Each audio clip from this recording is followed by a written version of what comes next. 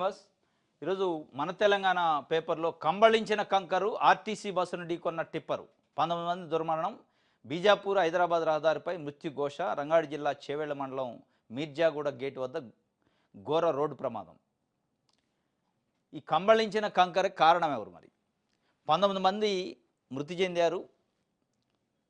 అసలు ఆ కుటుంబాల పరిస్థితి, ఒక్కొక్క కుటుంబంలో ముగ్గురు నలుగురు కూడా ఉన్నారు. చిన్న పిల్లలు, చంటి పిల్లలు, 10 నెలల పాప కూడా, ఒక పాప చనిపోయింది అందులో.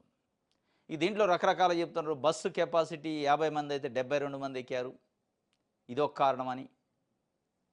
లేదా టిప్పరు డ్రైవరు అతివేగంగా లేకపోతే మందు తాగి నడిపిండు అని చెప్పి.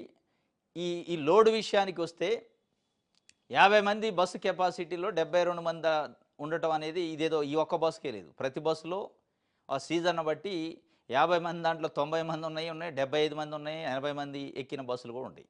అంటే బస్సులో లోడ్ అయినందుకు అయింది అని చెప్పి ఒక ఒక ఒక చర్చ.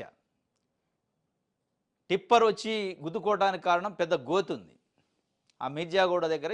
ఈ స్పాట్ ఏదైతే యాక్సిడెంట్ స్పాట్లో పెద్ద గోతి ఉంది. ఆ ఒక్క గోతే కాదు, ఆ రోడ్లో చాలా దారుణమైన పరిస్థితి. చేవెళ్ళ వికారాబాద్ రోడ్డు జర్నీ చేయాలంటే భయపడే పరిస్థితి. అంత దారుణంగా ఉన్నా కానీ ప్రభుత్వం కానీ, ఆర్ఎండ్బి డిపార్ట్మెంట్ కానీ, నేషనల్ హైవే ఈ దీనికి సంబంధించి ఆర్ఎండ్బిఈ కానీ, ఎస్సీ కానీ అదే రూట్లో తిరుగుతుంటారు. ఆఫీసర్స్ కూడా తిరుగుతున్నారు, జిల్లా కలెక్టర్తో సహా మిగతా వాళ్ళు అదే రూట్లో తిరుగుతారు. ఒక్కళ్ళంటే ఒకళ్ళు ఈ గుంటలేంది కనీసం చిన్న చిన్న రిపేర్లు కూడా చేయించే పరిస్థితి లేదు. ఆ గుంటను తప్పించబోయి ఆ కంకర్ లోడు డ్రైవరు, అది హెవీ లోడ్ ఉంది వాస్తవంగా. ఆ హెవీ లోడ్ ఉన్న కంకర్ డ్రైవరు దాన్ని డైరెక్ట్గా డ్రైవరు వైపు, ఆర్టీసీ బస్సు నడుపుతున్న డ్రైవర్ వైపు దూసుకొని పోయి ఒక 6 సీట్ల మందం, దాదాపు 6 సీట్ల వరకు కొట్టుకుంటూ పోయింది. దాంట్లో ఉన్న కంకర్ అంతా దాంట్లో ప్రయాణికుల పైన పడితే మెయిన్ కంకర్ వల్ల చనిపోయారు ఎక్కువ మంది. ఈ ఉల్టా అయిపోయింది ట్రక్కు, కంకర్ ట్రక్ అంతా బోర్ల పడ్డది, ఒరిగిపోయింది. అది మొత్తం తెలిసిపోయి బస్సులో పడ్డది, దాని కింద పడి చనిపోయారు పాపం. దీనికి కారణం ప్రభుత్వ యంత్రాంగము, ప్రభుత్వ అధికారులు, అక్కడున్న రాజకీయ పార్టీలు. ఒక్క రాజకీయ పార్టీ నాయకుడు కూడా, అక్కడున్న ఎంపీ కానీ, ఎమ్మెల్యే కానీ, ప్రతిపక్ష పార్టీ నాయకులు కానీ రోడ్డు ఇంత ప్రమాదంగా ఉంది అని చెప్పి ఒక రిప్రజెంటేషన్ ఇవ్వడం, పొలిటికల్గా విమర్శలు చేస్తారు. రోజు ప్రెస్ మీట్లు పెడతారు, కూర్చుంటారు, మాట్లాడతారు, పెద్ద పెద్ద మాటలు మాట్లాడతారు. కానీ ఒక్కళ్ళంటే ఒకళ్ళు ఒక రిప్రజెంటేషన్ ఇచ్చిన లేడు. ఒకళ్ళు ఎవరన్నా ప్రజా సంఘాలు లేదంటే సొసైటీ ఇట్లాంటి వాలంటరీ కార్యకర్తలు ఇస్తే దాని గురించి ఎవడు పట్టించుకోడు.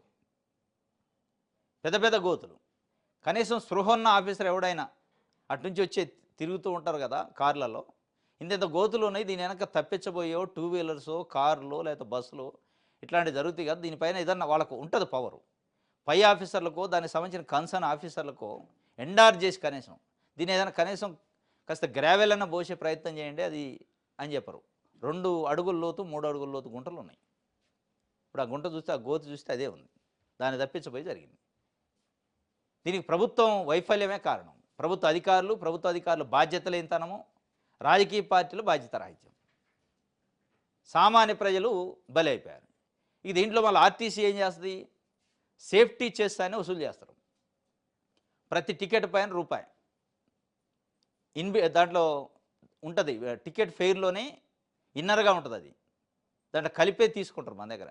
ఎట్లయితే రైల్వే వాళ్ళు రైల్వే టికెట్ పైన ఇన్సూరెన్స్ కోసం తీసుకుంటారో 92 పైసా 1 రూపాయి తీసుకుంటారు. వాళ్ళు కూడా 8 లక్షల రూపాయలు ఇన్సూరెన్స్ వస్తారు రైల్వేలో ఏదైనా యాక్సిడెంట్ జరిగితే ఆ టికెట్ ఉన్న వాళ్ళకి.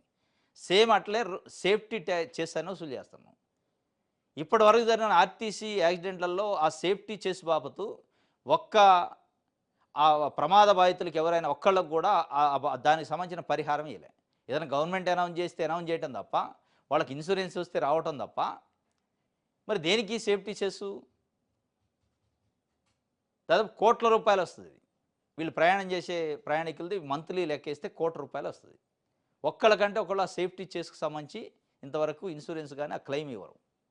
ఇక అడావుడికి ఇట్లాంటివి జరగని గవర్నమెంట్ 5 లక్షల 6 లక్షల చనిపోయిన వాళ్ళకింత, కాళ్ళు ఇరిగిన వాళ్ళకింత, చేతులు ఇరిగిన వాళ్ళకింత అని అనౌన్స్ చేస్తారు తప్ప, ఆ సేఫ్టీ సెస్ ఒకటైతే రోడ్డు ట్యాక్స్ అని లైఫ్ ట్యాక్స్ వసూలు చేస్తారు వెహికల్స్ దగ్గర. మనం రిజిస్ట్రేషన్ చేసుకునేటప్పుడే చేస్తారు. ఆ రోడ్ ట్యాక్స్ మనం పే చేసేది, వాళ్ళు వసూలు చేసేది దేనికి? రోడ్డును సేఫ్గా ఉంచడానికి. ఇట్లాంటి గుంటలు కానీ ఏదున్నా ట్రావెల్ ఫ్రీగా కావటం కోసం, ఆ రోడ్డు మెయింటెనెన్స్ కోసం ఆ రోడ్ ట్యాక్స్. ఆ రోడ్ ట్యాక్స్ వసూలు చేస్తారు. పీపీపీ పద్ధతిలో రోడ్ వేసిన ప్రైవేట్ వాళ్ళు టోల్ గేట్ పెట్టి అక్కడ పైసలు వసూలు చేస్తారు. డబుల్ అన్నట్టు ఇది. ఇది వాస్తవంగా చట్టవిరుద్ధం. రోడ్ ట్యాక్స్ వసూలు చేసేదే మన దగ్గర రోడ్ల మెయింటెనెన్స్‌కి, రోడ్లు వేయటానికి, రోడ్లు సాఫీగా ఉండటానికి, దానికి సంబంధించిన ఖర్చులకే రోడ్ ట్యాక్స్ వసూలు చేసేది. ఇది వసూలు చేయంగానే మళ్ళీ టోల్ గేట్ వసూలు చేస్తారు. ఈ 2 వసూలు చేసినా మళ్ళీ రోడ్లు అదే గుంటలు. ఆ గుంట పడ్డదాన్ని కనీసం రిపేర్ చేసే నాదుడు ఉండడు.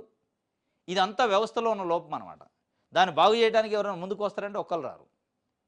ఎవడు కూడా మంత్రి పదవుల కోసం పోటీ పడటం, ఆ మంత్రి సీట్‌లో కూర్చోవడం తప్ప కనీసం మెదడు పెట్టి, మనసు పెట్టి ఆలోచించేటోడు లేడు. ఆఫీసర్లు కూడా అదే పరిస్థితి. నా డ్యూటీ నాకెందుకు నాకు సమస్య నాది రోడ్డు డ్యూటీ కాదు కదా! ఆ దిక్కు ఒక ఆర్‌డీఓ, డిప్యూటీ కలెక్టరో, సబ్ కలెక్టర్ వెళ్తున్నాననుకో, ఒక బాధ్యత తీసుకొని ఒక పెద్ద గోతులు ఉన్నాయని చెప్పి ఆర్‌అండ్‌బి ఈఈకో, ఆర్‌అండ్‌బి ఏఈకో కనీసం ఫోన్ చేసి చెప్పే చొరవ ఉండదు. నాది రెవెన్యూ అంతే ఇక నా పరిస్థితి. ప్రజల పైసలు తీసుకుంటున్నారు కదా! కనీసం రెస్పాన్సిబిలిటీ ఉండదు. ఇది వ్యవస్థలో లోపము, గవర్నమెంట్ వైఫల్యము, ప్రజా సంఘాలు, రాజకీయ పార్టీల వైఫల్యం దీంట్లో. ఈ కన్నేళ్లకు కారణం.